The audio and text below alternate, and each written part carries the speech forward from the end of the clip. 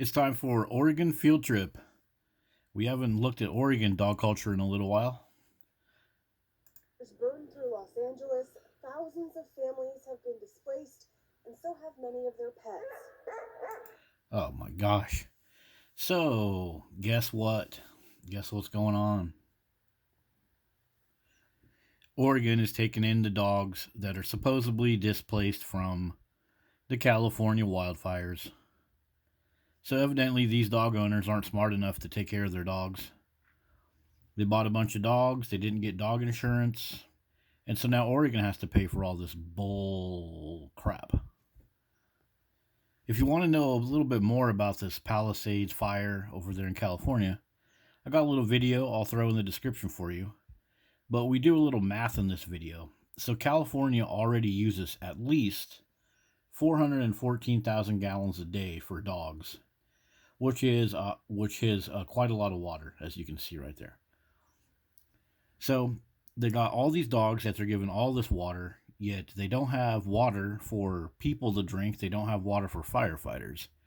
And so now Oregon has to foot the bill through these tax shelter organizations. What's up with that? So in Oregon, in California, one of the things that Gavin Newsom did was push for pet insurance. So these people have been paying for pet insurance. So how come they don't just cover their own cost?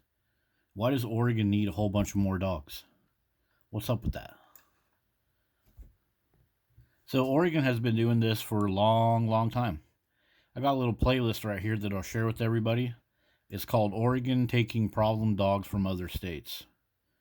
These dogs are problem dogs because they attack Oregon citizens, they attack Oregon dogs, and they come over with diseases and stuff in them. And they're a big taxpayer burden. So let's look at some things Oregon should be taking care of instead of taxing its citizens in order to fund dog rescues. How about all these kids? How about the child abuse? These kids that live in houses where they don't have food and warmth and clothing or access to education. 19 children died as a result of abuse. So, isn't that interesting? Wherever we find dog worship, we find the abuse of our fellow humans. Because that's what dog culture is all about. Dogs are better. How about this one in Oregon? According to these two sources, in Oregon, a significant number of children live in single parent households, which can impact their well being. Specific statistics on fatherless children may vary, but overall, single parent households are a notable demographic in the state. So instead of doing something to help these single parent households so the kids can grow up to be strong, capable Oregonians, what are you guys going to do? You're going to go get a bunch of worthless mutts from some other state. Great. Now, we have this thing called veterinary suicide. Suicide among veterinarians is high. So, according to Oregon Public Broadcasting and Oregon Live, Oregon has been experiencing a shortage of veterinarians, particularly in low cost clinics, due to factors like retirements, burnout, and increased demand from pet adoptions. While more veterinarians are being trained, the current supply is not sufficient. So, you're just taxing the Oregon state more and more by bringing more and more dogs in. It's ridiculous. So, what about the current pet owners in Oregon? Like, do you guys just not give a crap about them? Because they are already having financial problems, particularly due to the rising cost of pet care and inflation, which have made it difficult for some to afford veterinary service and pet supplies, which means that they use their food stamps and other government benefits just to buy off the shelf meat and give it to their dogs. This has led to increased instances of pet relinquishment and challenges in accessing affordable care. You know, pet relinquishment often is also a taxpayer burden because many of those places that take those dogs and re-adopt them out, they're 501c tax shelter organizations.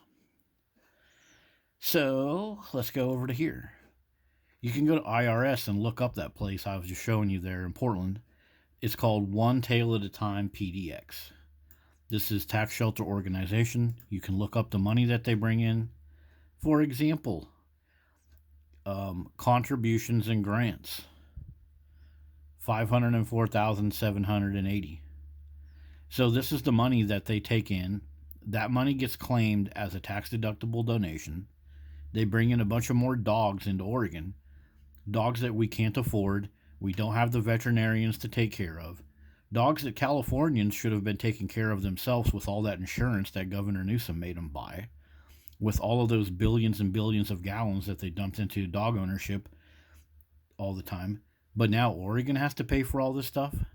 Like, we have enough dogs as it is. Why don't you do a tax shelter organization for playgrounds or bicycles or hobbies for kids? You could still take in donations like this and not give us all these dogs that we don't need. So that has been a little look at some of the current Oregon dog culture, taking in these problem lost dogs from California. If you want to know more about Oregon dog culture and the trend of what Oregon's been doing, I have a playlist right here. Some of these videos are from me, some of these are from other people. We are constantly bringing in shelter dogs from other states, but at the same time, life threatening injuries from packs of dogs attacking humans and other dogs. Where are the Oregon dog owners on this? The Oregon dog owners should themselves stand up. Look at some of these stories. More and more dogs means more and more severe injuries, deadly maulings. This is all in Oregon. So, if you want to know more, I'll put this playlist in the description. But that's your Oregon dog culture, wasting your taxpayer dollars on stuff that we already can't afford.